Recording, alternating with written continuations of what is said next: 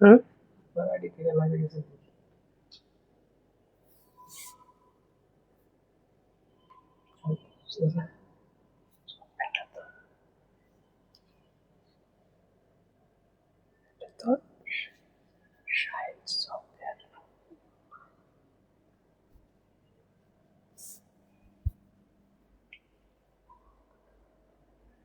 সুপ্রিয় চাকরি প্রার্থী ভাই বোনেরা, আসসালামু আলাইকুম। আশা করি যে যেখানে বসে আমার কথাগুলো শুনছেন এবং আমাকে দেখছেন সবাই সুস্থ আছেন, নিরাপদে আছেন। আমিও আল্লাহর রহমতে এক প্রকারে অনেকটা সুস্থ আছি। তো সামনে যে 11তম থেকে 20তম পরীক্ষার বিভিন্ন জব যে পরীক্ষাগুলো হচ্ছে বা হবে, সেগুলো সাধারণত একই ধরনের প্রশ্ন হয়ে থাকে। বিশেষ করে ম্যাথমেটিক্সের প্রশ্নগুলো গতানুগতিক একই রকম থাকে, এগুলো পরিবর্তন হয় না। ঠিক আছে, ম্যাথের নতুন কোনো পরিবর্তন নয়। এই a plus B whole square সমান a square plus 2ab plus B square, এটাই নতুন করে আর কেউ এটার পরিবর্তন করতে পারেনি, কিন্তু এর ব্যবহারটা নতুন করে অনেক কিছুই আসে। তো এই জন্য এটা জানতে হলে বা সঠিক জায়গায় সঠিকভাবে প্রয়োগ করতে হলে অবশ্যই নিজেকে অনেক কষ্ট করতে হবে, অনেক দূর যেতে হবে। তো আমি আজকে যে প্রশ্নটা নিয়ে আপনাদের সামনে হাজির হয়েছি সেটা হলো যে এই যে সামনে যে পরীক্ষাগুলো আসবে, সে পরীক্ষাগুলো প্রশ্ন কেমন হতে পারে, পরীক্ষাগুলো কেমন হতে পারে সেটা একটু আলোচনা করব। এবং এটা হলো বাংলাদেশ পরমাণু শক্তি কমিশন পরীক্ষা হয়েছে। এইখানে এই যে পদের নাম হলো ল্যাবরেটরি অ্যাটেন্ডেন্ট। হ্যাঁ, এখানে এই যে 13 গ্রেড, এটা কিন্তু গ্রেড 13 গ্রেডের স্কেলের যে পরীক্ষাটা হয়েছে, দেখেন এখানে এই প্রশ্নটা কিন্তু বিসিএস এর কাছাকাছি লেভেলে চলে গেছে। এমনকি যে নিবন্ধন বা প্রাইমারি যে পরীক্ষাগুলো হয় ঠিক সেই ধাঁচের পরীক্ষা, যদি প্রাইমারি 13 ধাপের প্রাইমারি, কিন্তু সেটা আর এটার মধ্যে পার্থক্য কোনোটা নেই। কারণ এখানে ঘন জ্যামিতি থেকে প্রশ্ন আসছে, তারপরে আপনার ত্রিকোণমিতি থেকে প্রশ্ন আসছে, তারপরে আপনার জ্যামিতি থেকে সবচেয়ে বেশি প্রশ্ন আসছে। তার মানে প্রশ্নটা কিন্তু গতানুগতিকভাবে বলা যায় যে একেবারে সহজও না, একেবারে কঠিনও না। তো এটা প্র্যাকটিসের অভাবে অনেকে এই অঙ্কগুলো করে আসতে পারে না, কিন্তু খুব সহজ। কে কোথা থেকে দেখছেন একটু কাইন্ডলি লিখুন।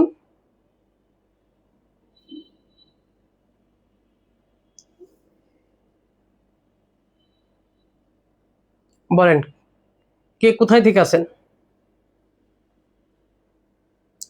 কে কোথায় থেকে আছেন একটু কাইন্ডলি লিখুন।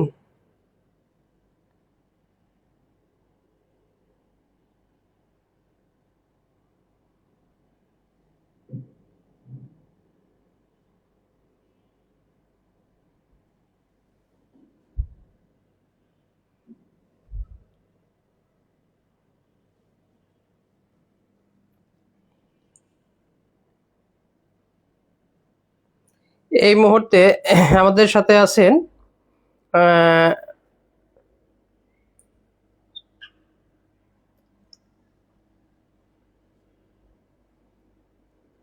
রংপুর থেকে লিখছেন হলো সিদ্রিসাত মেথা। তারপরে আর কে কে আছেন? আজকে যে 16টা অঙ্ক করাবো, এই পরীক্ষা 16টা অঙ্ক আসছে, বিলিভ ইট অর নট। 16টা অঙ্ক মানে একদম বইয়ের মাথা, একদম স্পেশাল জিনিস, দেখলেই মন ভরে যায়।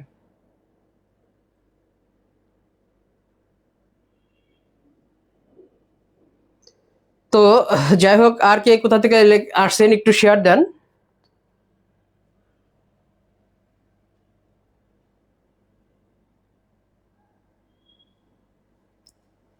জব মেড একাডেমি পেজটি ফলো দেন।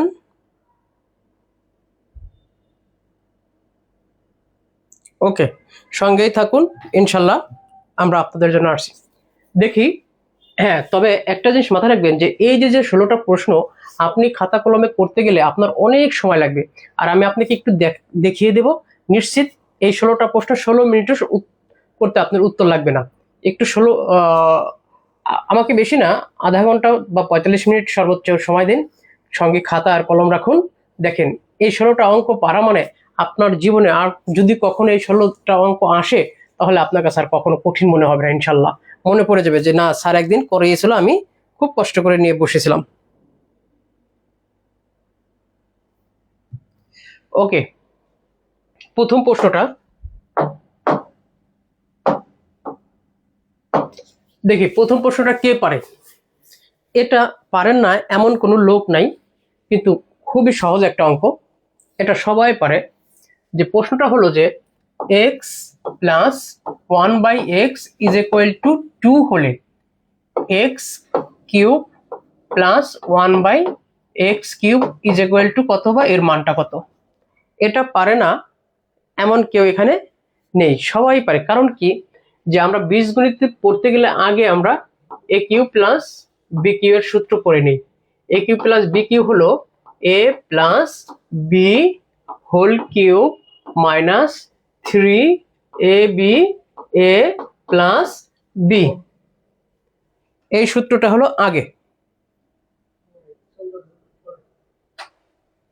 তো ঠিক একই রকম এই সূত্রটা যদি আমরা বসিয়ে দিই, সমান সমান এক্স প্লাস 1/x, মানে এটা বি কিউ, এটা A cube whole cube minus 3a, এটাকে বি ধরেছি, এ প্লাস বি।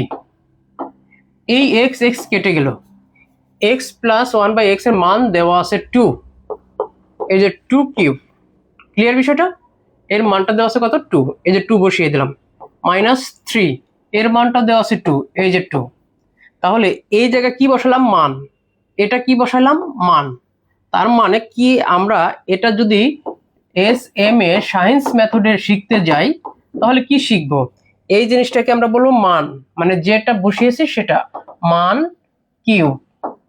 মান কিউব, এই মানের ভিতরে যে চিহ্ন থাকে তার বিপরীত চিহ্ন, তার বিপরীত চিহ্ন। এই যে দেখেন, তার বিপরীত চিহ্ন, এই যে তার বিপরীত চিহ্ন, এই যে তার বিপরীত চিহ্ন। এই যে প্লাস আছে, তাহলে বসাবো মাইনাস। আর সাথে আর একটা কি আছে, মান। এই যে 3 ইন্টু মান, 3 ইন্টু মান। এটা হলো শর্ট টেকনিক, আমার কৌশল। আমি আজ থেকে প্রায় 15 বছর আগে থেকে এই নিয়মে পড়িয়ে থাকি। তো যাই হোক, এখানে আসছে হলো 8 কিউব, মানে 8 মাইনাস 3 দুগুণে 6 ইজ ইকুয়াল টু 2। এই প্রশ্নের উত্তর হবে হলো 2। এই প্রশ্নের উত্তর 2। তো এই যে যে জিনিসটা জানলেন, যে মান কিউব মাইনাস 3 ইন্টু মান, মান কিউব মাইনাস 3 ইন্টু মান, এই যে মান কিউব, এই মাইনাসটা হচ্ছে মানের ভিতরে প্লাস আছে, এখানে বলবে মাইনাস। মানের ভিতরে যদি মাইনাস চিহ্ন থাকতো, এখানে হয়তো প্লাস। তাহলে 3 ইন্টু 2, তার মানে 8 মাইনাস 6 ইজ ইকুয়াল টু 2। এই প্রশ্নের উত্তর হলো 2। কে কে পারছেন? কার কার কাছে ইজি লাগলো? দেখেন, এই যে সায়েন্স ম্যাথ বইয়ের যাদের কাছে আছে, এই মুহূর্তে আমি বলছি যাদের কাছে এই বইটি আছে, তারা এই বইয়ের অঙ্কটা হুবহু 461 পৃষ্ঠার 22 নম্বর অঙ্কটা হুবহু হুবহু আসছে। আপনি এটা লিখে রাখতে পারেন এবং ওখানে গিয়ে সমাধানটা দেখতে পারেন। এই বইয়ের 461 পৃষ্ঠার, 461 পৃষ্ঠার। হ্যাঁ, কে কে পারছেন বলেন, কে কে পারলেন একটু কমেন্টে জানান, আর অঙ্কটা তুলে নেন। যে কোনো কিছু করতে হলে তাকে অনেক সময় দিতে হয়, অনেক সময় দিতে হয়, অনেক পড়ালেখা করতে হয়। আপনি একাডেমিক পড়ালেখা করেন আর চাকরির জন্য পড়ালেখা করেন, প্রচুর পড়ালেখা করে তারপরে চাকরি বা ভালো কিছু পেতে হয়। পড়ালেখা ছাড়া, সময় দেওয়া ছাড়া কেউ কখনো ভালো কিছু করতে পারে না। প্রচুর সময় দিতে হবে। লেখা শেষ হলে অবশ্যই অবশ্যই বলবেন, লেখা শেষ হলে অবশ্যই অবশ্যই ডান লিখবেন। লেখেন ডান, লেখা শেষ হলে লেখেন ডান।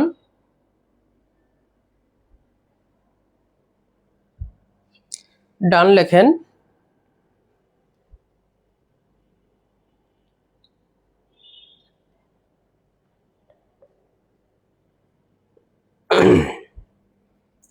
পরের প্রশ্নটা চলে যেতে চাচ্ছি। পরের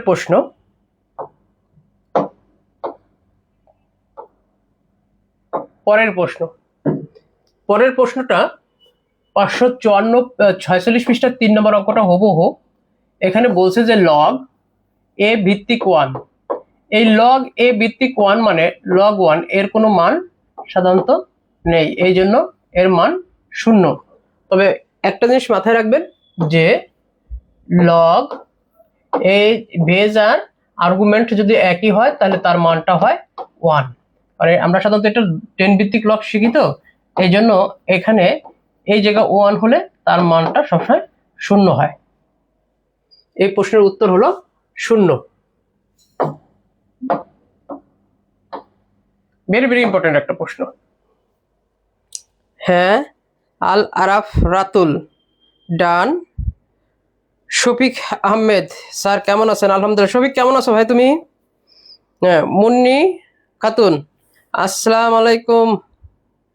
ওয়ালাইকুম আসসালাম মুন্নি খাতুন, এত পরে। নেমাতুল্লাহ, ডান। শফিক আহমেদ ময়মনসিংহ থেকে, ভেরি গুড।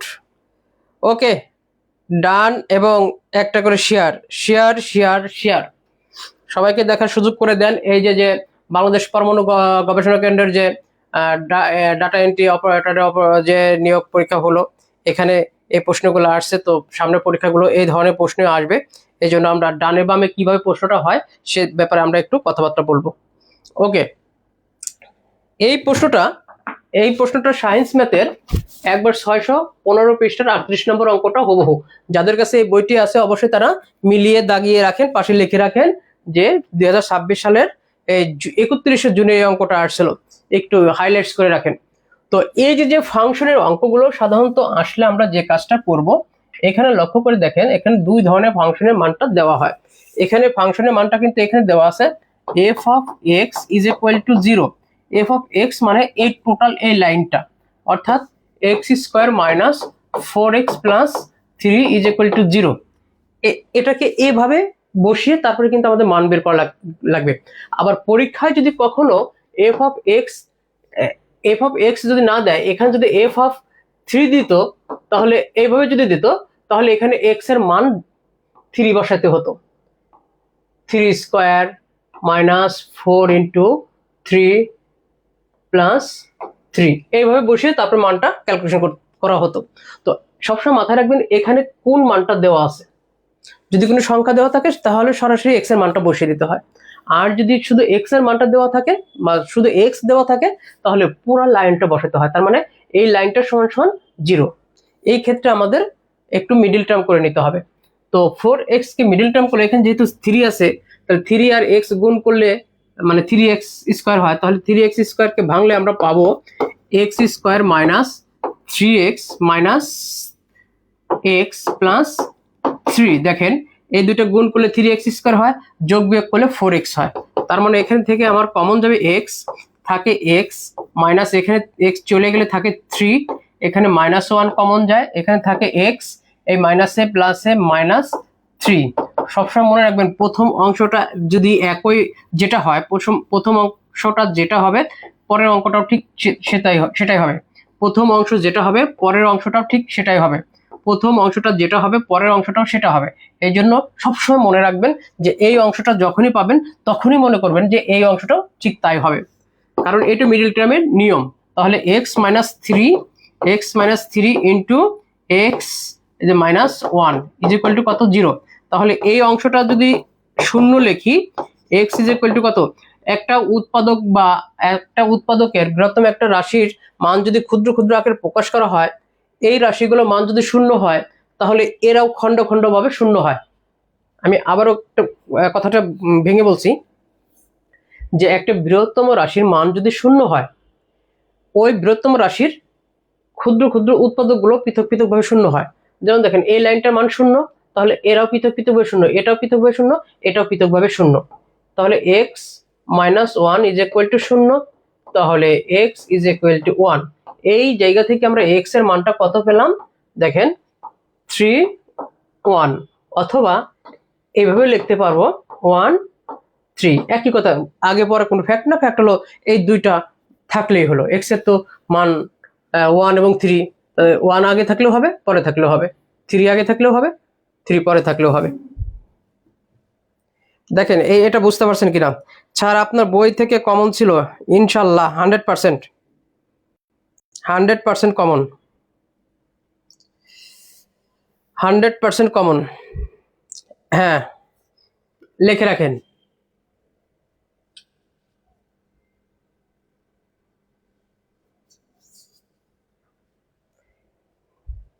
লিখে রাখেন। তবে এই অঙ্কগুলো যারা একটু অ্যাডভান্স লেভেলে করতে চান তারা সাধারণত দেখবেন যে এখানে x square minus 4x plus 3, এই যে এখানে কনস্ট্যান্ট কত আছে? কনস্ট্যান্ট আছে 1 3। তাহলে 3 এর সাধারণত উৎপাদক কি আছে? 1 8 3। তার মানে এই প্রশ্নের উত্তর 1 আর 3। কত সহজ! এস এম এ এইভাবে যদি করতে চান তাহলে এই কনস্ট্যান্টটাকে আপনাকে দেখতে হবে কি আছে কনস্ট্যান্টে। ওখানে আছে হলো 1 আর 3, অর্থাৎ এই প্রশ্নের মানটা বা এক্স এর মানটা 1 আর 3। কত সহজে উত্তরগুলো পেয়ে গেলেন। মিডল টার্ম করার সময় সহজে পাবেন, আবার ওখান থেকে না করেও, এটুকু না করেও আপনি এগুলো পাবেন। ঠিক আছে, এটা করে রাখেন। তো একসাথে দুইটা শিখলে সুবিধা আছে যে একই ধরনের অঙ্ক বারবার করলে এই ধরনের অঙ্ক সহজে মনে থাকবে। আপনার বাংলা, ইংলিশ, সাধারণ জ্ঞান, ধর্মকর্ম সবই তো বারবার করেন, এই জন্য মনে থাকে। নামাজ কালাম যদি মানুষ রেগুলার না পড়তো তাহলে সেগুলো কিন্তু ভুলে যেত, সূরা ভুলে যেত, রুকু ভুলে যেত, সেজদা ভুলে যেত। তো এই জন্য রেগুলার প্র্যাকটিস না করলে কোনো কিছুই আয়ত্তে থাকে না। ঠিক আছে, আর যে যে ধর্মেরই হন না কেন প্রভুভুক্ত হতে হবে, আল্লাহ ভুক্ত হতে হবে, তার প্রভুভুক্ত হতে হবে, তাহলে সে কাজে অগ্রাধিকার পাবে বা কাজে আগ্রহ বাড়বে। আল্লাহর একটা নিয়ামত আছে, সেটা অবশ্যই তার প্রতিটা মানুষ যে যে ধর্মেরই থাক না কেন তার প্রভুর কাছ থেকে ছিনিয়ে নিতে হবে। কেন দিবেন না? মহান আল্লাহ তো গরিব না, মিসকিন না, ফকির না, তার নিয়ামতের ভান্ডার খোলা, আসমানের মতো খোলা, চাহিবা মাত্র বাহিক্য দিতে বাধ্য থাকিবে। ওকে, পরের অঙ্কটা আমরা একটু চলে যাচ্ছি। 3 নম্বর অঙ্ক চলে গেল। 4 নম্বর অঙ্কটি লগ 2, এটা সায়েন্স ম্যাথ বইয়ের 547 পৃষ্ঠার 11 নম্বর অঙ্ক হুবহু আসছে। যাদের কাছে বইটি আছে অবশ্যই তারা দাগায় রাখবেন। দেখেন লগ 28, এই ধরনের প্রশ্ন সাধারণত একটা সূত্র দিয়ে করতে হয়। Log 2x is equal two 3, log 8x is equal two 3। দেখেন একই অঙ্ক 3 ধরনের হয়। এই জায়গাটা মানটা, এর মানটা চাইছে, মানে হলো এই এক্স এর মানটা কত, মানে টোটালটার মানটা কত। এই এক্স যখন এই জায়গায় থাকে তখন এই এক্স এর মানটা কত, এই এক্সটা যখন বেজ আকারে থাকে তখন এর মানটা কত। তার মানে একটা সূত্র দিয়ে 3 ধরনের অঙ্ক কমপ্লিট করবেন, একটা আলাদা আলাদা করে করতে যাবেন না, একই সূত্র। সেই সূত্রটা কি? এই জায়গা যে থাকবে তার পাওয়ারটা হবে এই সমান সমানে এই পাশে যে থাকবে, এই যে এইভাবে। তার মানে 2 এর পাওয়ার হবে x, আর এই 8 কি হবে? সমান সমান হয়ে পরে চলে যাবে। ঠিক একই রকম এই 2 এর পাওয়ার হবে কত? 3, 2 এর পাওয়ার 3 ইজ ইকুয়াল টু, এটা কোথায় বলবে? এই যে সমান সমান পাশে। ঠিক একই রকম এটার পাওয়ার কত হবে? 3, এই যে সমান সমান কত? 8। একই জিনিস, একই জিনিস, শুধু বসিয়ে দিবেন। তাহলে দেখেন 3 ধরনের অঙ্ক এইভাবে আসলেও পারবেন, এভাবে আসলেও পারবেন, এভাবে আসলেও পারবেন। তো এই যে একটা শিখলাম, এই দুইটা শিখলাম না, তখন পরীক্ষা আবার এই ধরনের মান আসলে তখন আবার নিজের কাছে হ্যাঁ হ্যাঁ কত কঠিন মনে হবে যে আমরা তো আসলে শিখছি তো এইভাবে এইভাবে তো শিখিনি, এইভাবে কিভাবে। তো দেখেন প্রশ্নগুলো হলো এরকম যে একটা যখন শিখবেন তার ডানে বামে উপরে নিচে সাধারণত কিভাবে থাকে সেটা সেটা যদি একটু শিখতে পারেন তাহলে কিন্তু আপনার এই অঙ্কগুলো নিয়ে কখনো সমস্যা হবে না। শফিক, কি অবস্থা?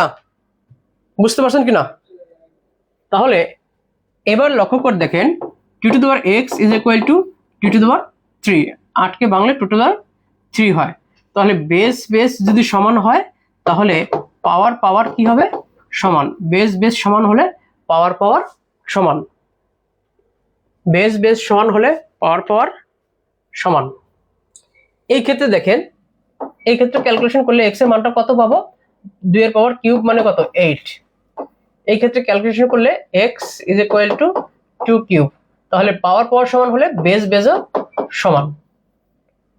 দেখেন একই জিনিস সব একবার বেরিয়ে গেল। তো শুধু হলো বিষয়টায় ওই আশেপাশের কথাগুলো একটু চক্কর দিয়ে রাখলে সেগুলো পড়তে সুবিধা হয় এবং অঙ্কগুলো সহজে পারা যায়। এই মুহূর্তে আমাদের কাছে যারা আসছেন তারা, হ্যাঁ, শফিক আহমেদ, কি অবস্থা?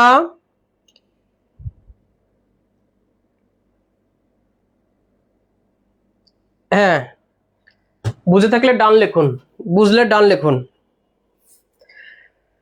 দেখেন আমরা আসলে লেখাপড়া করি কিসের জন্য?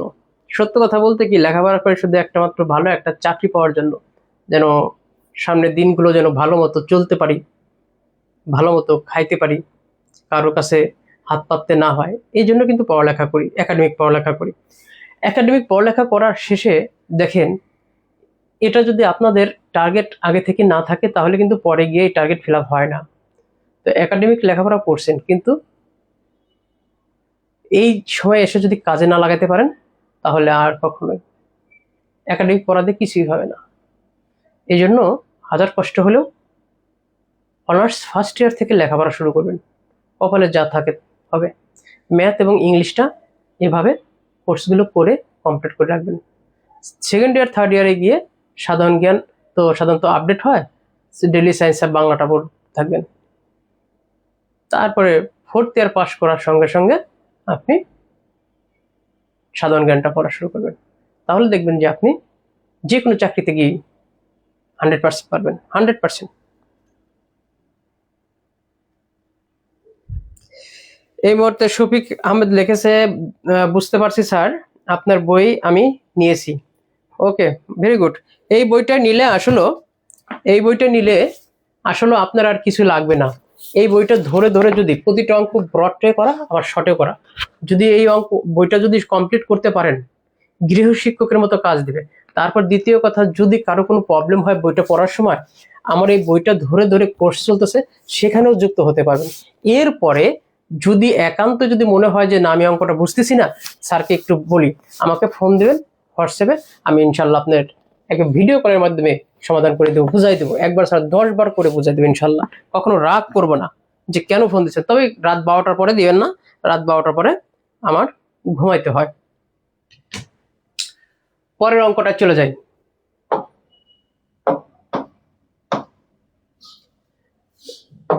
এই যে দেখেন এই অঙ্কটা বিশ্বাস করেন অনেক ভালো স্টুডেন্টও ভুল করে।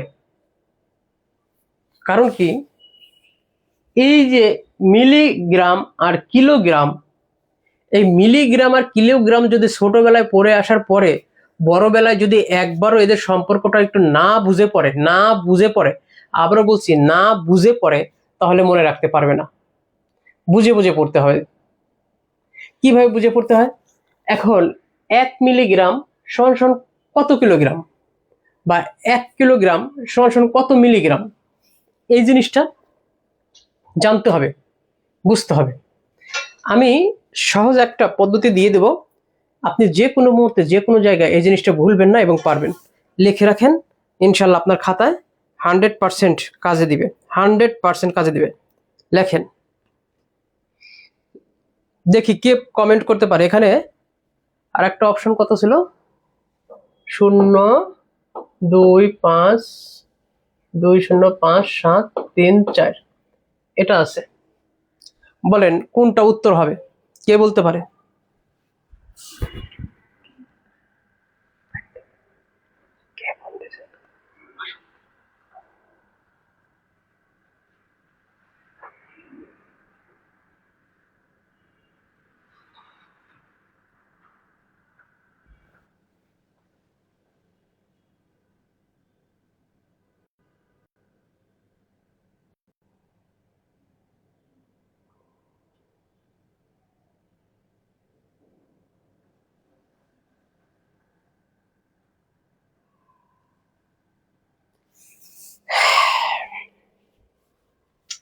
দেখেন একটা কথা আছে, কিলাইয়া হাকাইয়া ডাকাত ডাকাত মারিলে, কিলাইয়া হাকাইয়া ডাকাত মারিলে দেশে শান্তি শান্তি মিলিবে। দেখেন আগে এক সময় এতটা এতটা সমস্যা ছিল দেশে, যে এরকম একটা গ্রামে যদি কয়েকটা অস্ত্র নিয়ে কয়েকটা ইয়ং ছেলে যদি কারো বাড়ি গিয়ে উঠতো, জোর করে দরজা ভেঙে ঘরে ঢুকে তাদেরকে বেঁধে স্বর্ণ অলংকার বিভিন্ন নগদ পয়সা টয়সা যদি নিয়ে আসতো, তাদেরকে বলা হতো ডাকাত। এই ডাকাতের প্রলোভন একসময় প্রত্যন্ত অঞ্চলগুলোতে খুব বেশি চলতো। আমাদের গ্রামেও হয়েছে ডাকাত, অনেক হয়েছে। তো তখন পুলিশকে খবর দেওয়ার মতো আর কোনো উপায় ছিল না, না ছিল মোবাইল, না ছিল টেলিফোন। তো পুলিশ যাইতে যাইতে তো 12টা রাত শেষ হয়ে যাবে। রাত 2টার সময় শুরু করছে, 3টা 4টার মধ্যে চলে গেছে, পুলিশ আর যাওয়ার সুযোগ আছে। তো এই জন্য তখন মানুষ খুব ভয়ে থাকতো, খুব ভয়ে থাকতো। তো এই জন্য এই কিলাইয়া হাকাইয়া ডাকাত মারিলে দেশে শান্তি মিলিবে, এই যে কিলাইয়া হলো ধরেন কিলোগ্রাম, কিলোগ্রাম, এই হাকাইয়া মানে হেক্টোগ্রাম, হেক্টোগ্রাম, ডেকা গ্রাম মারিলে মিলিগ্রাম, আর দেশে হলো ডেকা, শান্তি হলো সেন্টিগ্রাম, আর মিলিবে হলো মিলি। তাহলে এবার দেখেন যে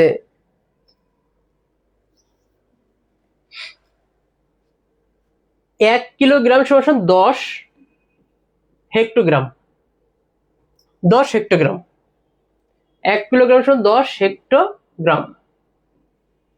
আবার 1 ডেকাগ্রাম মানে 100, আরো 10 গুণ বাড়বে, 100 ডেকাগ্রাম। মিলিমিটার হলো 1000 মিলিমিটার, মিলিগ্রাম, মানে 1 কিলোগ্রাম সমান 1000 মিলিগ্রাম। এবার 1 কিলোগ্রাম সমান আরো একটা শূন্য বাড়বে, 10,000 ডেকাগ্রাম। 1 কিলোগ্রাম সমান 1 লক্ষ সেন্টিগ্রাম। এবার মিলিগ্রাম হলো 10 লক্ষ, 10-এর উপরে 6, 10 লক্ষ। তাহলে এই যে ধাপে ধাপে যে একটা করে শূন্য বাড়ছে, যে 1 কিলোগ্রাম সমান 10, আবার 1 কিলোগ্রাম সমান 10 হেক্টোগ্রাম, আবার 1 কিলোগ্রাম সমান 100 ডেকাগ্রাম, 1 কিলোগ্রাম সমান 1000 মিটার, 1 কিলোগ্রাম সমান 10,000, 1 কিলোগ্রাম সমান 1 লক্ষ, আর 1 কিলোগ্রাম সমান 10 লক্ষ মিলিগ্রাম। তো এই জায়গা থেকে যদি আপনি এই জিনিসটা যদি না জানেন, তাহলে এই অঙ্কটা পারবেন না, যে 1 কিলোগ্রাম সমান 10 লক্ষ মিলিগ্রাম। তাহলে এত মিলিগ্রাম কত? এখন আমরা এই জিনিসটাকে যদি একটু ঐকিক নিয়মের মাধ্যমে করতে যাই, তাহলে এবার দেখেন যে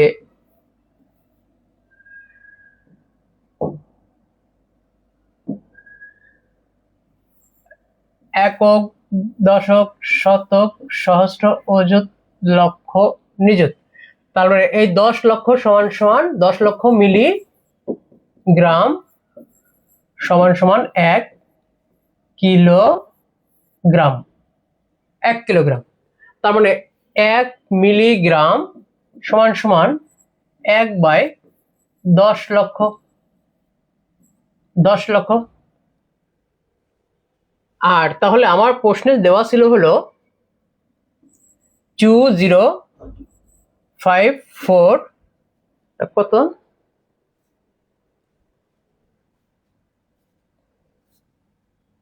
কত ছিল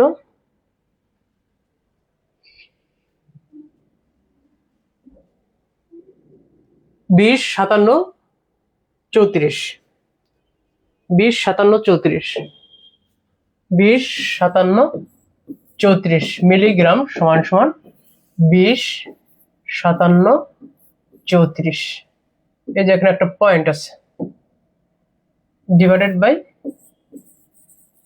এই 10 লক্ষ। এখন কথা হলো যে এই যে এখানে একটা দশমিক আছে, এই দশমিকটা তুলে দিয়ে আমরা 1 বসালাম, আর দশমিক পরে একটা শূন্য, ডিজিট তাই একটা শূন্য। তাহলে এবার দেখেন আমার কয়টা শূন্য হয়েছে, 1টা 2টা 3টা 4টা 5টা 6টা 7টা, মোট 7টা শূন্য হয়েছে। তার মানে আমার এখানে দশমিকের পরে 7টা ডিজিট হবে। তার মানে এখানে আছে কয়টা, 1টা 2টা 3টা 4টা 5টা 6টা ডিজিট আছে, 6টা ডিজিট আছে। আরো একটা শূন্য ডান পাশে বসানোর পরে আমার 7টা ডিজিট হলো। কেন 7টা ডিজিট হলো বা কেন 7টা ডিজিট লাগবে, আমার এখানে শূন্য আছে নিচে, 3টা 6টা, আর এখানে আছে একটা 7টা। তার মানে আমার দশমিকের পরে 7টা ডিজিট হতে হবে, কিন্তু উপরে আমার আছে কয়টা ডিজিট, 6টা। এই জন্য 6টা বসালাম আর একটা শূন্য দিয়ে পূর্ণ করলাম, আর একটা শূন্য দিয়ে কি করলাম, পূর্ণ করলাম। যদি বুঝে থাকেন তাহলে ইয়েস লিখুন। হ্যাঁ, শফিক আহমেদ লিখেছে গ, ভেরি গুড। মুন্নি খাতুন ডান। হ্যাঁ, লেখেন লেখেন এবং বিষয়টা উপলব্ধি করেন মজার বিষয় কিনা।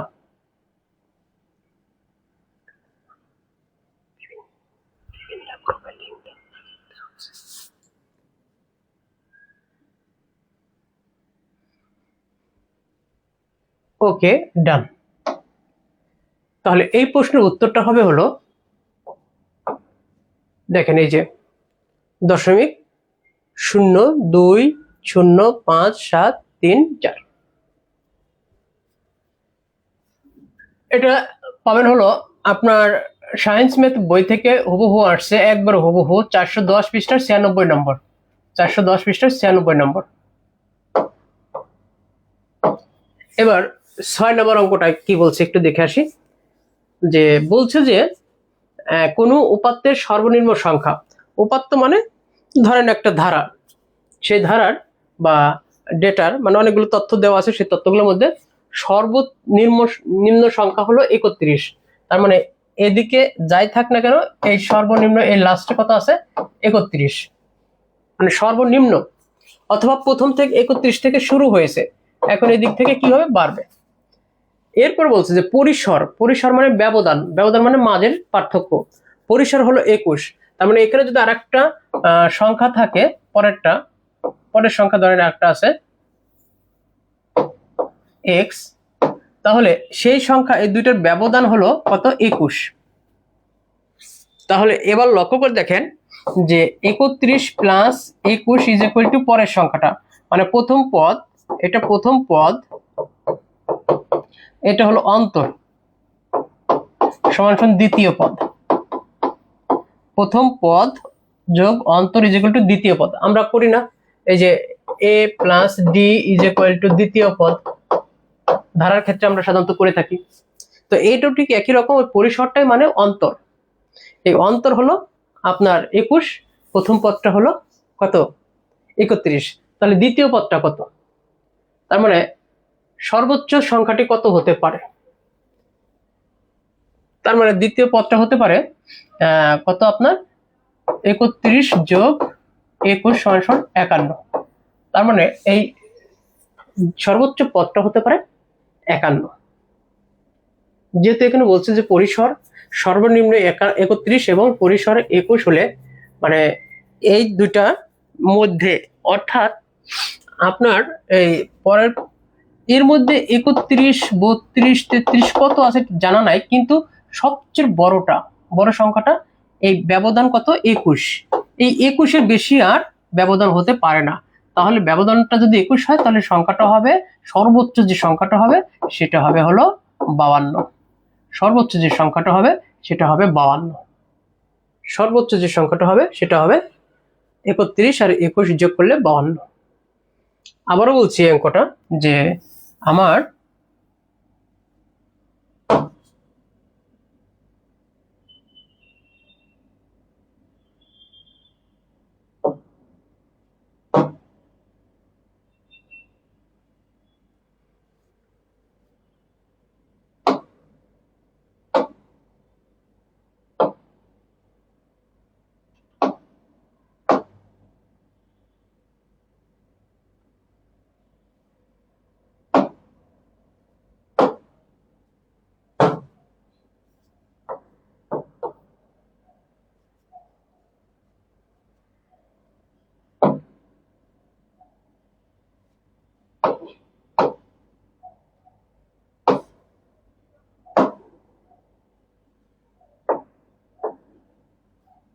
এটা কি হয়ে গেল?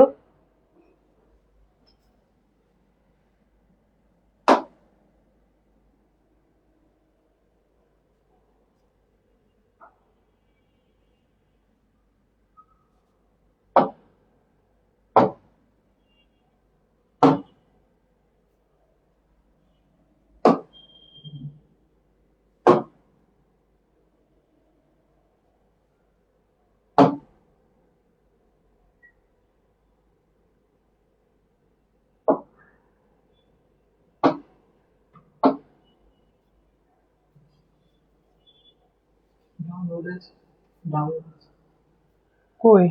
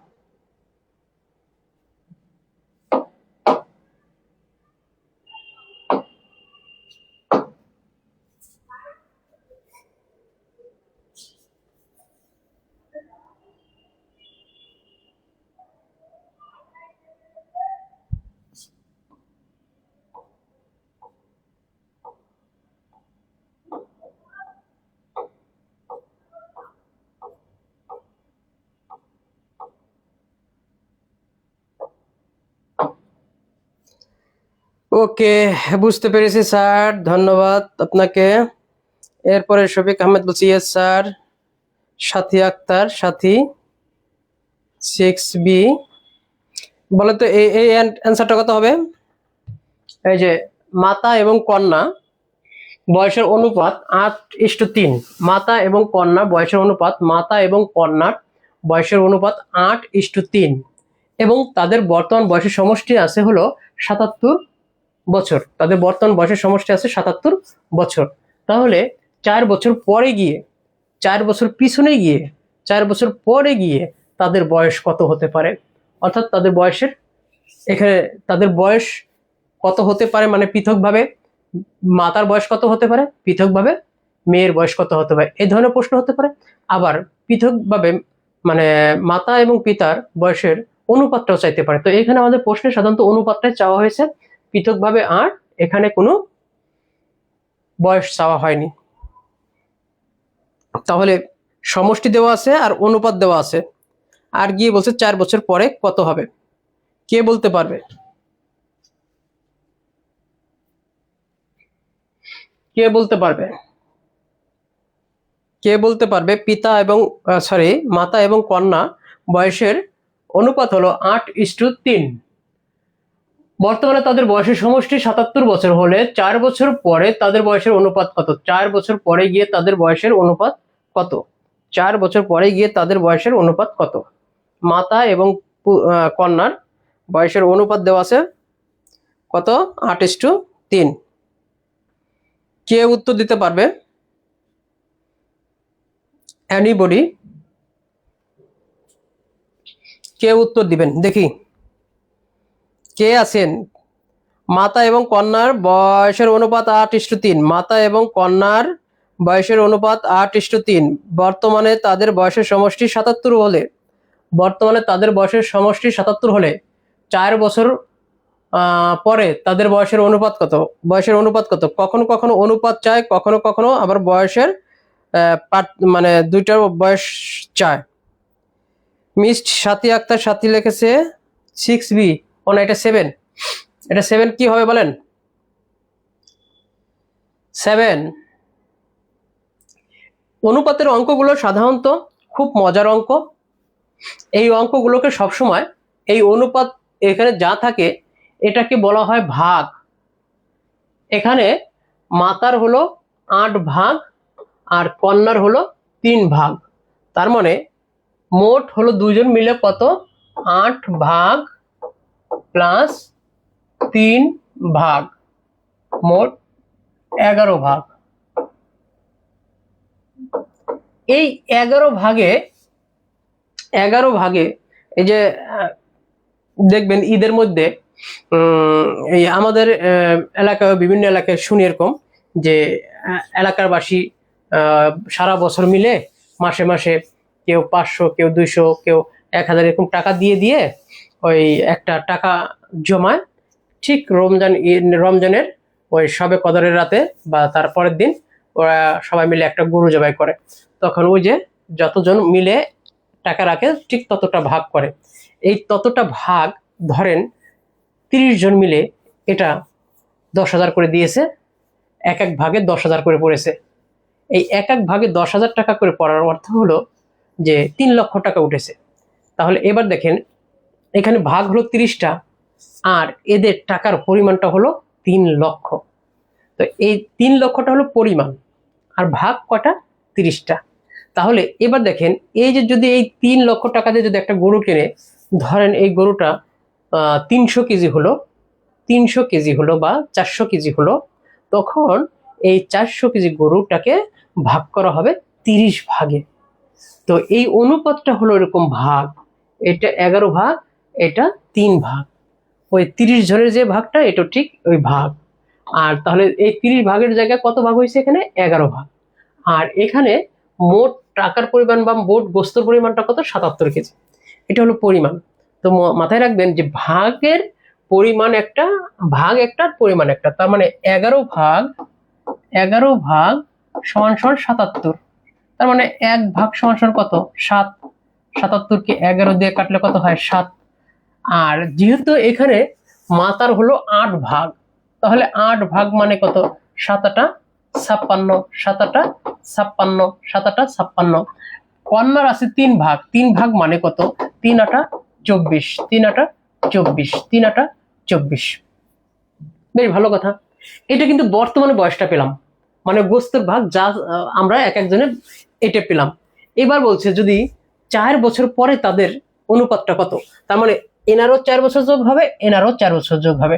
তার মানে 4 বছর পরে, দেখেন 4 বছর পরে, 4 বছর পরে, তার মানে 56 যোগ 4 কত হলো? 60। এদিকে 24 যোগ 4 কত হলো? 28 নাকি? 3 8 24।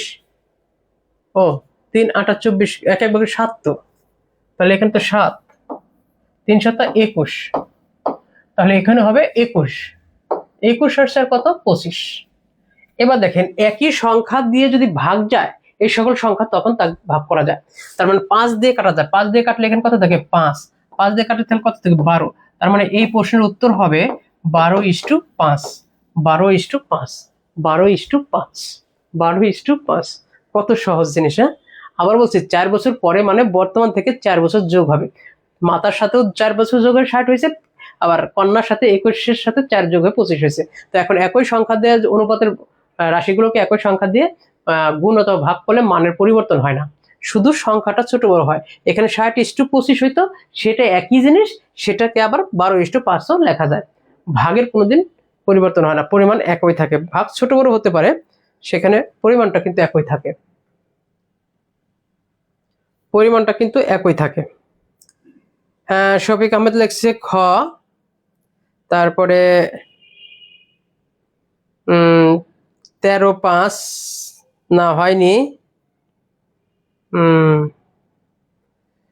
তাহলে এই প্রশ্নের উত্তরটা হবে 12:5। 12:5। পরের প্রশ্নটা চলে যায়। এই অঙ্কটা খুব মজার একটা অঙ্ক।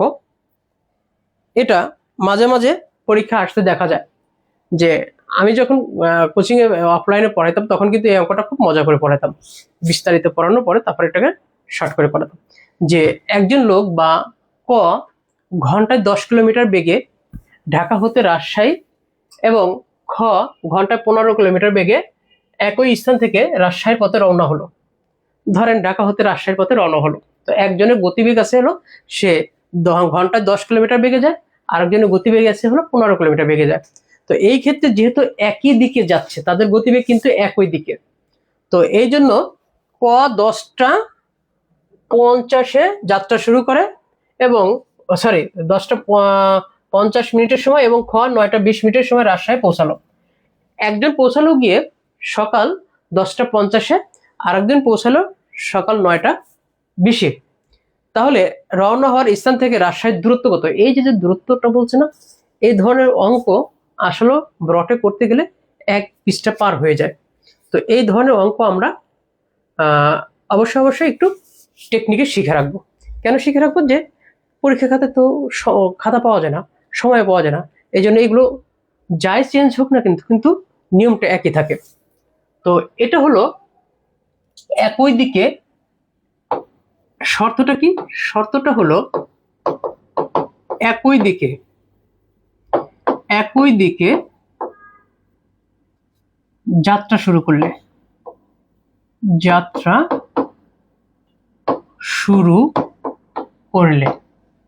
একই দিকে যাত্রা শুরু করলে, এখন যাত্রা তো দুই দিকে করে, তো এই যে ঢাকা থেকে রাজশাহীর পথে গেছে ক, আবার খ ঢাকা থেকে রাজশাহীর পথে গেছে, মানে একই স্থান থেকে একই দিকে রাজশাহীর দিকে গেছে।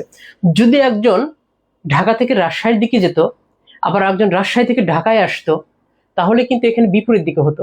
তো বিপরীত দিকের সূত্রটা আলাদা আর একই দিকের সূত্রটা আলাদা। তো এখানে সূত্র কিন্তু দুই ধরনের, একটা হলো একই দিকে আর একটা হলো বিপরীত দিকে। একই দিকে বিপরীত দিকে, একই দিকে বিপরীত দিকে। তখন এই ডিস্টেন্সটা সাধারণত আমরা লিখব, ডিস্টেন্সটা হলো X Y by X minus Y into T. এটা হলো একই দিকে। আর বিপরীত দিকে যদি হতো তাহলে লিখতাম X Y by X plus Y into T. এই যে একই দিকে হইলে মাইনাস, বিপরীত দিকে হলে প্লাস, বিপরীত দিকে হলে প্লাস, বিপরীত দিকে হলে প্লাস, একই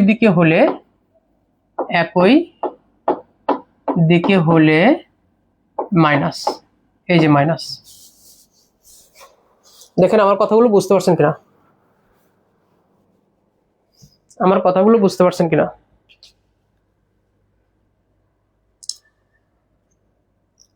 যদি বুঝতে থাকেন অবশ্যই ডান লিখুন।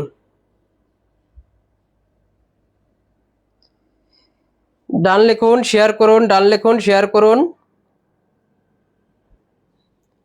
ডান লিখুন, শেয়ার করুন।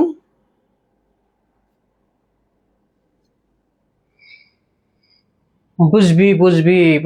তো এখানে হলো এক্স ওয়াই হলো এই যে গতিবেগটা, এই গতিবেগ, ঠিক আছে। তো এখানে যদি আমরা বড়টাকে এক্স ধরি, বড় সংখ্যাটাকে এক্স ধরি আর ছোট সংখ্যাটাকে ওয়াই ধরি, তাহলে 15 ইন্টু কত 10, আর তাহলে এখানে বিয়োগ করলে 15 মাইনাস 10, এই দুইটা বিয়োগ করলে কত থাকে 5। এই যে সময়টা হলো কতটুকু? কে পৌঁছালো? 10টা 50-এ পৌঁছালো একজন, আরেকজন হলো 9টা 20। তার মানে এদের মধ্যে পার্থক্য কত? সময়ের পার্থক্য কত? সময়ের পার্থক্য হলো 0.3, 9 সাথে 10 হবে 1, 1.5 ঘন্টা। সময়ের পার্থক্য হলো 1.5 ঘন্টা। 1.5 ঘন্টা মানে কি? এই যে 1.5 ঘন্টাকে আমরা এভাবে লিখি 1/2, অর্থাৎ 2 2 আর 3, 3/2। এই 1.5 ঘন্টা 3/2। এখন এই 2 দিয়ে 5কে কাটলে কত থাকে? 10কে কাটলে 5, এই 5 5 কেটে গেল, 3 15 কত থাকে? 45। তার মানে ওই স্থান থেকে রাজশাহীর দূরত্ব ছিল 45 কিলোমিটার। ওই স্থান থেকে রাজশাহীর দূরত্ব ছিল 45 কিলোমিটার। হ্যাঁ, লুৎফর রহমান ডান, শফিক আহমেদ ডান, তারপরে সাথী আক্তার সাথী ডান। ওকে, এই অঙ্কটা হুবহু সায়েন্স ম্যাথ বইয়ের 385 পৃষ্ঠার 8 নম্বর অঙ্কটা। 385 পৃষ্ঠার 8 নম্বর অঙ্কটা হুবহু দেখে নিন। যাদের এই বইটা আছে অবশ্যই তারা লিখে নেন 385 পৃষ্ঠার 8 নম্বর অঙ্কটা। এই যে দেখাই দিচ্ছি 385 পৃষ্ঠার 8 নম্বর অঙ্কটা। 385 পৃষ্ঠার 8 নম্বর অঙ্কটা। এই যে 10 15, এই যে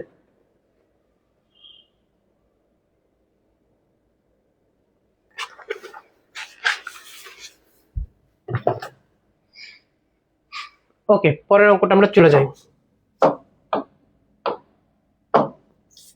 বৃত্তের কেন্দ্র থেকে ব্যাস ভিন্ন অন্য যে কোনো জ্যায়ের উপর অঙ্কিত লম্ব জ্যাকে কি করে? সর্বনাশ!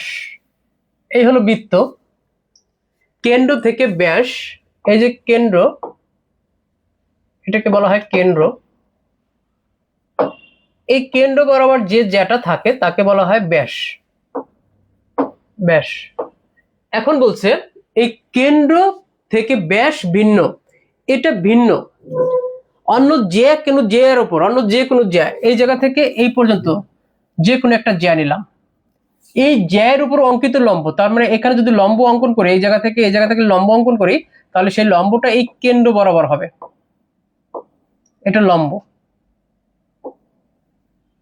অঙ্কিত লম্ব এই জ্যাকে কি করে? তার মানে এই জ্যাকে সমান দুটি ভাগে ভাগ করে।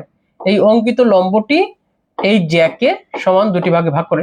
যতগুলো জ্যা অঙ্কন করেন না কেন, কেন্দ্র বরাবর যত লম্ব অঙ্কন করবেন, সবগুলোকে সমান দুই ভাগে ভাগ করে সমদ্বিখণ্ডিত করে। কি করে? সমদ্বিখণ্ডিত করে।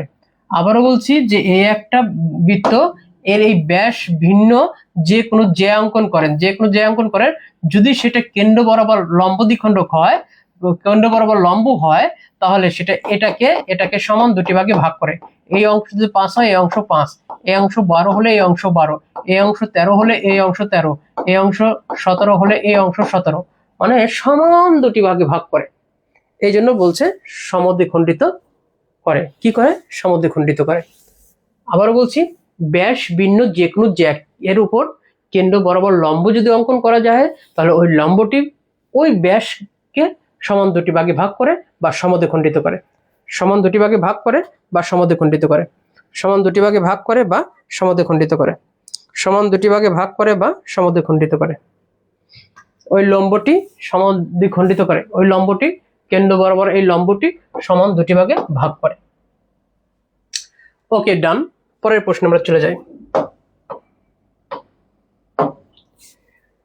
একই অঙ্ক, একটু কথাটা ভিন্ন শুধু।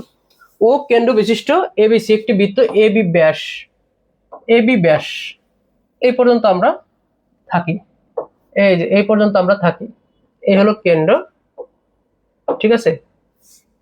এ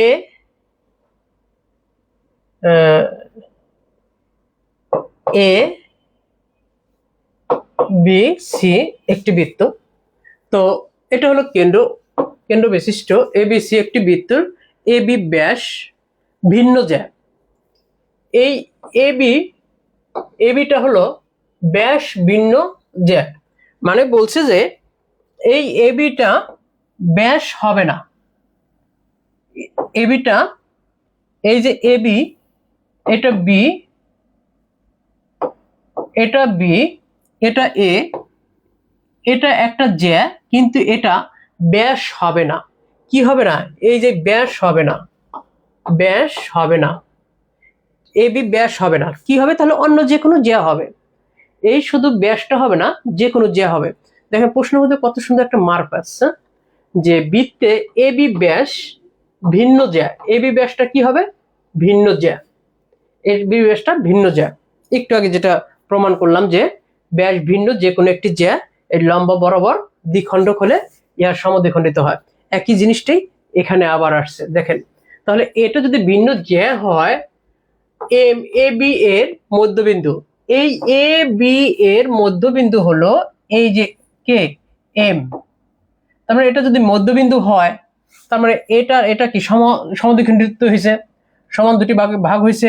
তার মানে এই অংশটা একটা কি লম্ব দ্বিখণ্ডক, লম্ব দ্বিখণ্ডক কেন্দ্র বরাবর। এটা এই জ্যার মধ্যবিন্দু আর কেন্দ্র লম্ব দূরত্ব, এটাকে লম্ব বলা হয়। আর যখন লম্ব হয় তখন এটা কি হয়? 90 ডিগ্রি কোণ হয়। তখন এটা কি ডিগ্রি হয়? 90 ডিগ্রি কোণ হয়। তাহলে এবার বলছে যে কোণ এ ও এম, এ ও, এই যে এ ও এম, এ ও এম, এটা হলো কত ডিগ্রি? 40 degree, 40 degree. ঠিক একই রকম ভাবে এটাও কত ডিগ্রি? 40 ডিগ্রি, এটাও 40 ডিগ্রি। এবার দেখেন তাহলে এই দুটো কোণ যদি 40 ডিগ্রি আর 90 ডিগ্রি হয়, তার মানে 130 ডিগ্রি, তাহলে অবশ্যই এই কোণটা হবে 50 ডিগ্রি। অনুরূপ ভাবে এই কোণটাও হবে 150 ডিগ্রি, শুধু 50 ডিগ্রি। ত্রিভুজের তিন কোণের সমষ্টি 180 ডিগ্রি। তাহলে এটা 90 ডিগ্রি, এটা 40 ডিগ্রি, তাহলে এটা 50 ডিগ্রি। এই দুটো যোগ করে 180 থেকে বাদ দিলে পাওয়া যাবে 90 আর 40 যোগ করলে 130, 180 থেকে 130 বাদ দিলে এই যে 90, 40, 130, 180 থেকে 130 বাদ দিলে কত ডিগ্রি থাকে? 50 ডিগ্রি, যে 50 ডিগ্রি। এখন প্রশ্নে বলছে কোণ A B M, O B M, O B M, এই যে ও, এটা ও, এটা বি এম, তার মানে এই কোণের মানটা কত? এই যে আমরা পেয়ে গেছি 50 ডিগ্রি, পেয়ে গেছি 50 ডিগ্রি। কত সহজ! এই জায়গায় তিনটা প্রশ্ন হয়, তিনটা প্রশ্ন একই সাথে আসছে। এটা সমদ্বিখণ্ডিত করে সেটাও আসছে, আবার এই যে কোণ নিয়ে খেলা, কোণ নিয়ে খেলা সেটাও আসছে। আবার একই জিনিস পরের প্রশ্নটা দেখবেন, একই জিনিস এটা, এই দুটো দূরত্ব চাইছে। কি মজার বিষয়! বৃত্ত থেকে একই তথ্যের উপরে তিনটা প্রশ্ন একই পরীক্ষা যদি আসে, তাহলে সে জিনিসটা কত ভালো যদি একটু শিখে রাখতে পারেন। অনেক ভালো, অনেক সুন্দর, অনেক সুন্দর। হ্যাঁ, Shafiqul Islam 50, very good, very good Shafiq, very good. পছন্দ হলো তোমার কথাটা। এটাকে যদি আবার একটু আঁকিয়ে দেয় তাহলে এরকম হয়, এটা হলো কেন্দ্র ও এটা হলো একটা ব্যাস, আর এবি ব্যাসটা হলো, এবি ব্যাসটা হলো, এবি যেটা হলো ভিন্ন, এবিসি, ধরো এই জায়গা সি দিলাম, ভিন্ন। তো এই এবির মধ্যবিন্দুটা হলো এই যে এম, এটা এম, এটা লম্ব হলে কেন্দ্র বরাবর হবে, মধ্য হলো কেন্দ্র বরাবর হবে। তখন বলছে যে এই কোণটার মান, এই যে এই কোণটার মান 40 ডিগ্রি। অনুরূপ ভাবে এটাও একটা ব্যাসার্ধ, এটাও একটা ব্যাসার্ধ। তাহলে এই কোণটার মান যদি 40 হয়, এই কোণটার মানও 40। এই লম্ব বিধায় এই কোণটার মান 90 ডিগ্রি, এই কোণটার মানও 90 ডিগ্রি। তিন কোণের সমষ্টি 180 ডিগ্রি। তাহলে এই দুটো কোণের মান হলো 40 প্লাস 90, 130। তাহলে 150 থেকে 130 চলে গেলে থাকে কত? সরি, 180 থেকে তাহলে থাকে কত? 50 ডিগ্রি। তার মানে এই কোণের মান 50 ডিগ্রি। আশা করি বুঝতে পারছেন এবং সকলে সুখী হবেন। অঙ্কগুলো লিখে রাখেন, একদিন কাজে লাগবে, শুধু একদিন না, এই বছরই কাজে লাগবে ইনশাল্লাহ, এই বছরই কাজে লাগবে। শফিক একটা ডান দিয়ে দাও আর একটা শেয়ার করে দাও। শফিকের জন্য একটা শেয়ার এবং ডান, শফিকের জন্য একটা শেয়ার এবং একটা ডান। এই যে দেখেন, বললাম না একই ধরনের প্রশ্ন একই সাথে আসছে। এই যে 13 সেন্টিমিটার, 13 সেন্টিমিটার ব্যাসার্ধ বৃত্তের কেন্দ্র হতে 5 সেন্টিমিটার দূরে একটি জ্যা অবস্থিত। এই হলো একটা বৃত্ত, এই হলো কেন্দ্র, ঠিক আছে। এখন 13 সেন্টিমিটার ব্যাসার্ধ, এই যে ব্যাসার্ধটা কত 13, এই যে ব্যাসার্ধটা কত 13। এখন 5 সেন্টিমিটার দূরে, এটা হলো 5 সেন্টিমিটার দূরে, এটা হলো 5, তাহলে এটা যদি 5 হয়, এই জ্যা এর দূরত্বটা কত, এই জ্যা এর দূরত্বটা কত। এখন আমরা জানি যে এই একটা সমকোণী ত্রিভুজ আর এই লম্বটা এই জ্যাকে সমদ্বিখণ্ডিত করে, তার মানে এই অংশটা যায়, এই অংশটা তা। তো এখানে যেহেতু এটার দৈর্ঘ্য 5, এটার দৈর্ঘ্য 13, আমরা সমকোণী ত্রিভুজ পড়ার সময় একটা জিনিস বলেছি যে এই তথ্যগুলো মুখস্থ থাকলে কোনোদিন ঠকবেন না। সমকোণী ত্রিভুজের কথা বলা থাকলে 3, 4, 5, এটা বাহুগুলোর দৈর্ঘ্য হবে 3, 4, 5, আর একটা আছে 5, 12, 13, আর একটা আছে 7, 24, 25, আর একটা আছে হলো 8, 15, 17। এই কয়েকটা জিনিস মুখস্থ রাখলে আর ঠকবে না। তাহলে এখানে দেখেন 13 আর 5 আছে, 13 আর কত আছে 5, তাহলে অপর বাহু আমাদের কত আছে 12, এই যে 12, তার মানে এই দৈর্ঘ্যটা হলো 12। তার মানে দেখেন এই টোটাল দৈর্ঘ্যটা চাইছে, এটা কত, তাহলে 12 যোগ 12 সমান সমান কত হয় 24। এই প্রশ্নের উত্তরটা হলো 24। এটা হলো জাস্ট আপনার করতে করতে অভ্যাস হয়ে গেলে এইভাবে করবেন। আর যদি কেউ মনে করেন যে না আমি ওইভাবে করবো না, তাহলে এই জিনিসটা কিভাবে বের করতে পারবো স্যার, তাহলে এটাকে যদি ধরেন আপনি এক্স, এই জায়গাটা যদি ধরেন এক্স, এই জায়গাটা যদি ধরেন এক্স, এটা যদি একটা সমকোণী ত্রিভুজ হয়, তাহলে এটা হলো কি অতিভুজ। অতিভুজ, অতিভুজ 13 স্কয়ার ইজ ইকুয়াল টু, এটা লম্ব, লম্ব স্কয়ার প্লাস এটা হলো ভূমি, ভূমি স্কয়ার। তার মানে এই 13 স্কয়ার প্লাস 5 স্কয়ার সমান সমান এক্স স্কয়ার, মানে 5 এই পাশে চলে আসলো যে মাইনাস, তাহলে 13 তারে 159 minus 25 is equal two x square, 144 is equal two x square, তার মানে 12 স্কয়ার সমান সমান x square, 12 is equal two x. এই প্রশ্নের উত্তরটা যে 12 এক্স এর মানটা পাওয়া গেছে, তাহলে 12 আর 12 মিলে কত হয় 24। এটা জাস্ট আপনি বের করলেন, জানলেন, শুনলেন, কিন্তু পরীক্ষার খাতায় পরীক্ষার জন্য প্রস্তুতি নিতে হলে এই ছকটা আপনাকে মুখস্থ রাখতে হবে, তা না হলে আপনার পড়ালেখা বাদ দেন, আপনার করা লাগবে না।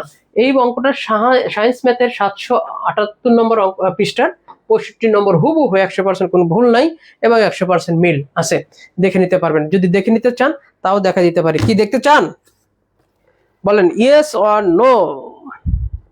এই মুহূর্তে যে যেখান থেকে বসে আমার কথাগুলো দেখছেন এবং শুনছেন তাদেরকে আন্তরিক শুভেচ্ছা জানাচ্ছি, তাদেরকে ধন্যবাদ জানাচ্ছি, তাদের মঙ্গল কামনা করছি, তারা যেন অবশ্যই অবশ্যই যেন ভালো কিছু করতে পারেন, ভালো জায়গায় যেতে পারেন, ভালো কিছু খেতে পারেন। এই যে দেখেন দেখেন দেখেন দেখেন মজার বিষয়টা কত সুন্দর, 3টা অঙ্ক আসছে। এই যে 3টা অঙ্ক আসলো, 3টা অঙ্ক আপনাদেরকে বুঝালাম একই তথ্যের উপরে।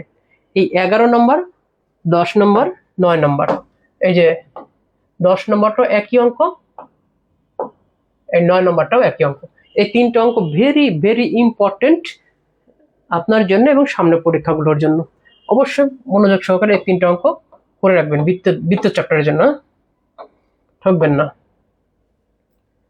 এবার কোন বর্গের এক বাহুর দৈর্ঘ্য এ হলে কর্ণের দৈর্ঘ্য কত? ভালো কথা, এই যে একটা বর্গ, কত সুন্দর, পরীক্ষা হলে কিভাবে করবেন। বর্গ মানে কি 4টা রাশি সমান বর্গ।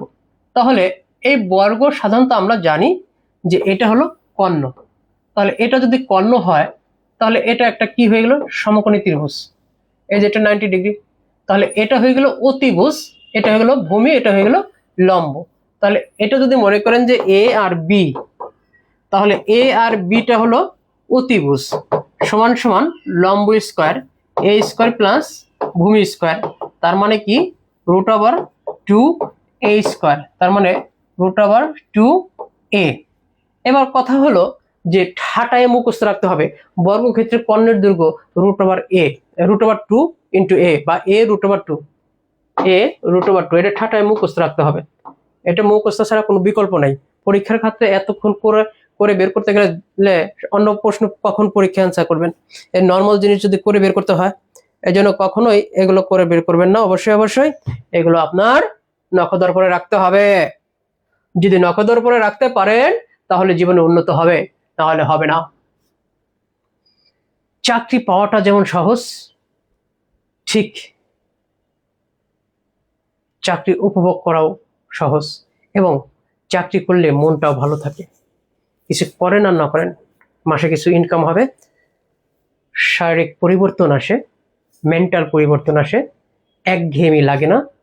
এই জন্য মেয়েদের উদ্দেশ্যে বলছি, যেখানে যে যাই করেন, এত কষ্ট করে লেখাপড়া করেন, অবশ্যই ভালো একটা চাকরি নিয়ে শ্বশুর বাড়িতে যাবেন, তার আগে যাবেন না।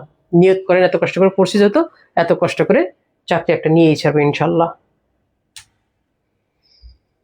ওকে, 12 গেল, আর মাত্র 4টা অঙ্ক আছে, খুব ইম্পর্টেন্ট 4টা অঙ্ক, খুবই ইম্পর্টেন্ট। দেখেন, এই যে একটি বৃত্তের পরিধি ব্যাসের অনুপাত, বৃত্তের পরিধি ব্যাসের অনুপাত সাধারণত আমরা জানি পাই, আর এটা পাই, তবে পাইটাকে সমান লেখা যায় π/1, একসাথে, মানে নিচে এর পায়ের মানটা কি নিচে 1 আছে, এই জন্য π/1 লেখা যায়।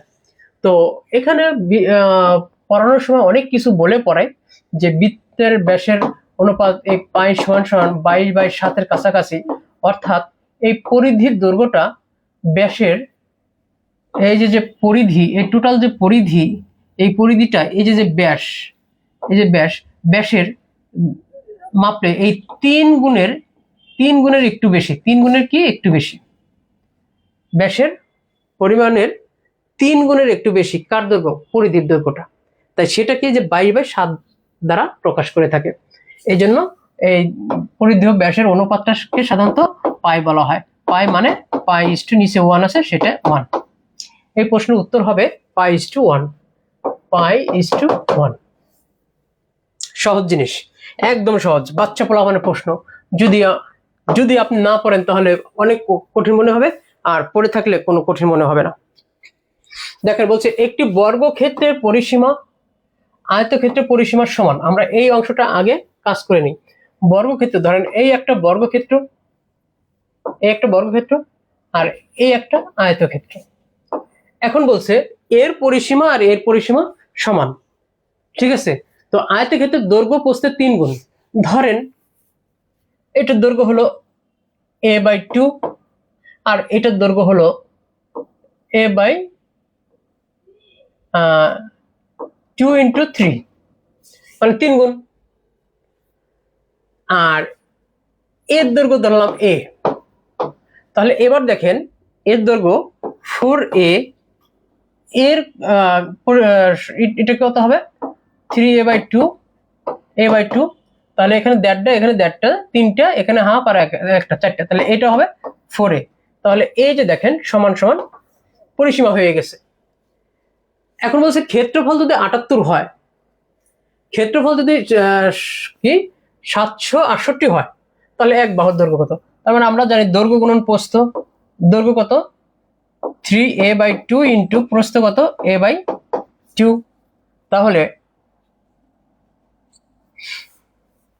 তাহলে এর ক্ষেত্রফলটা কত আছে, 768। এখন দেখেন এখান থেকে a² সমান সমান 768 ইন্টু এই 2 আর 2 কত, 4 উপরে চলে গেল, আর এই যে 3 নিচে চলে আসলো। এটা দিয়ে কাটলে 3 × 2 = 6, 3 × 5 = 15, 3 × 6 = 18, = 1024, মানে হলো 32²। মানে তাহলে এই বাহুর দৈর্ঘ্য a সমান সমান আমরা কত পেলাম, 32। বাহুর দৈর্ঘ্য, কার বাহু, বর্গক্ষেত্র, এই যে বর্গক্ষেত্র বাহুর দৈর্ঘ্য a।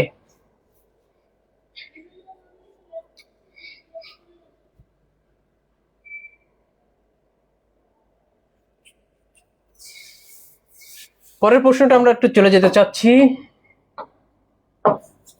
একটি বেলুন বা সিলিন্ডার আকৃতির ভূমির দৈর্ঘ্য, এই যে বেলুন বলা হয় এটাকে, বা সিলিন্ডার, যে গ্যাস সিলিন্ডার যেটাকে বলা হয়, একই জিনিস এটা।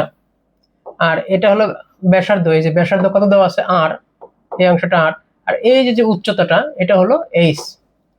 হলে এর বক্রপৃষ্ঠের ক্ষেত্রফল কত? বক্রপৃষ্ঠের ক্ষেত্রফল মানে এই যে এইরকম বাঁকা অংশের ক্ষেত্রফল কত, টোটাল এই যেরকম বাঁকা যতটুকু বাঁকা আছে, মানে বাঁকা এই বক্রক্ষেত্রের ক্ষেত্রফলটা কত।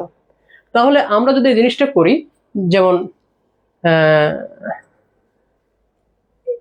এই যে প্রথমে আগে যে আমাদের এই উপরের অংশ বৃত্ত আর এই বৃত্তের ক্ষেত্রফলটা কত, তো এইটা যদি আর হয় তাহলে এর ক্ষেত্রফলটা হবে, এই অংশটার ক্ষেত্রফল হবে পাই আর স্কয়ার। এই বৃত্তেরটারও ঠিক কি হবে, পাই পাই আর স্কয়ার। আর এই যে এখানে তাহলে এই যদি উচ্চতা হয় তাহলে এরকম বৃত্ত কতগুলো আছে, এই এইচ পরিমাণ আছে। তার মানে এদের বক্রতলের ক্ষেত্রফল হবে যে পাই আর স্কয়ার প্লাস পাই আর স্কয়ার, এই একটা এদের কতগুলো আছে, এইচ পরিমাণ। তাহলে 2 পাই আর স্কয়ার এইচ, এটার প্রশ্ন উত্তর হবে 2 পাই আর স্কয়ার এইচ। আবার বলছি, এই উপরের অংশটার ক্ষেত্রফল আর এই নিচের অংশটার ক্ষেত্রফল। তাহলে এরকম বৃত্ত একটা সিলিন্ডারের যত বড়ই থাক কতগুলো আছে, অনেকগুলো। সেটা কত, যতটা উচ্চতা থাকবে ঠিক ততগুলো। উচ্চতাটা কত, এইচ, তারপরে এইচ পরিমাণ আছে, এই জন্য এইচ দিয়ে গুণ করলাম। তাহলে এই একটা ক্ষেত্রফল আর কতগুলো আছে এই ক্ষেত্রফল, এইচটি, এই জন্য এইচ দিয়ে গুণ করলাম। ক্লিয়ার? বেশি আর বেশি না, আর একটা অঙ্ক করাবো, আসুন তো নাকি। আর একটা অঙ্ক স্যার শেষ করে দিয়েছি, ও শেয়ার করে দিয়েছি, ও শেষ করে দেনে শেয়ার করে দিয়েছি স্যার, শেয়ার করে দিয়েছি। ভেরি গুড, ভেরি গুড, মাশাল্লাহ। লেখো মাশাল্লাহ, সবাই লেখো মাশাল্লাহ, মাশাল্লাহ। এই অঙ্কটা সরাসরি হুবহু পাবেন 828 পৃষ্ঠার 49 নম্বরটা। লাস্ট অঙ্কটা,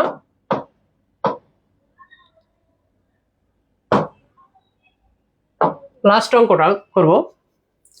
এটা হুবহু সায়েন্স ম্যাথের 844 পৃষ্ঠা 29 নম্বর অঙ্কটা। দেখেন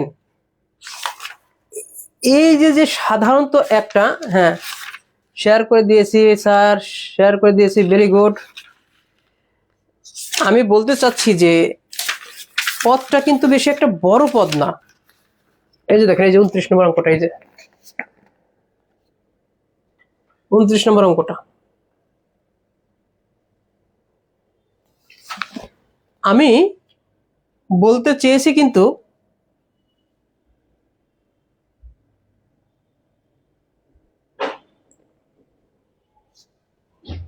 এই পোস্টটা হলো 13তম গ্রেডের পোস্ট, ডাটা এন্ট্রি অপারেটর। ও না, এটা হলো ল্যাব অ্যাসিস্ট্যান্ট নাকি, ও ল্যাবরেটরি অ্যাসিস্ট্যান্ট। তারপর এটা 13তম গ্রেড। এখন কথা হলো যে এখানে জ্যামিতি থেকে 8টা প্রশ্ন আসছে, জ্যামিতি থেকে 8টা প্রশ্ন, বীজগণিত থেকে 6টা, পাটিগণিত থেকে 2টা, এবং সবগুলো স্ট্যান্ডার্ড প্রশ্ন। তাহলে এখন একটা কথা মনে রাখবেন, যারা প্রশ্ন করে, এই যে দেখেন কথাগুলো শুনতে চান না, মূল্যায়ন করেন না, কিন্তু পরে মূল্যায়ন করবেন। যারা প্রশ্ন করতেছেন এখন, আগেকার আওয়ামী লীগের আমলের যারা প্রশ্ন করতেন তারা কিন্তু এখন আর এই প্রশ্নগুলো করেন না। এখন নতুন করে আসছেন, এখন যে সরকার আছেন বিএনপির আমলে যারা ঊর্ধ্বতন কর্মকর্তা, তাদের মধ্যে লোকগুলো কিন্তু এখন এই প্রশ্নগুলো করেন। এখন কথা হলো, প্রশ্ন একজন করলেই হয় না। যে 17 বছর ধরে প্রশ্ন করছে তার মধ্যে এক ধরনের অভিজ্ঞতা ছিল, সে তো নাই এখন। এখন নতুন করে আসছে, সে 17 বছর পরে, তার মানে তাকে নতুন করে অনেক কিছু দেখে শুনে তারপর কিন্তু প্রশ্ন করা লাগতেছে। এই জন্য দেখেন, পদ ডাজন্ট ফ্যাক্ট, কিন্তু প্রশ্নই হয়ে গেছে ফ্যাক্ট। এই যে দেখেন প্রশ্নটা কত ছোট একটা চাকরির জন্য কি ধরনের স্ট্যান্ডার্ড প্রশ্ন করছে, যেটা সহজও না, কঠিনও না, আবার অনেক কঠিন। এটা কঠিন হওয়ার কারণ, আপনি যদি ঠিক মতো যাচাই বাছাই করে এদিক সেদিক একটু না ঘাটাঘাটি করে পড়ালেখা করেন, তাহলে আপনার কাছে কঠিন মনে হবে। আর একটু ঘাটাঘাটি করেন, এই বইটা আমি ওয়াদা দিচ্ছি, আপনি এই বইটা কমপ্লিট করেন, কোনো চাকরিতে আপনার ঠেকাবে না ইনশাল্লাহ, 100% ইনশাল্লাহ আপনার কমন থাকবে। শুধু এই একটা বই আপনি কাজ করেন, সব ঠিক হয়ে যাবে। এই অঙ্কটা করে শেষ করে দেবো। দেখেন, tan থিটা মানে 4/3, মানে সাইন থিটার মান কত। আমরা জানি সাধারণত সমুদ্রে লবণ আছে বলতে বোঝায় সমুদ্রে সমুদ্রে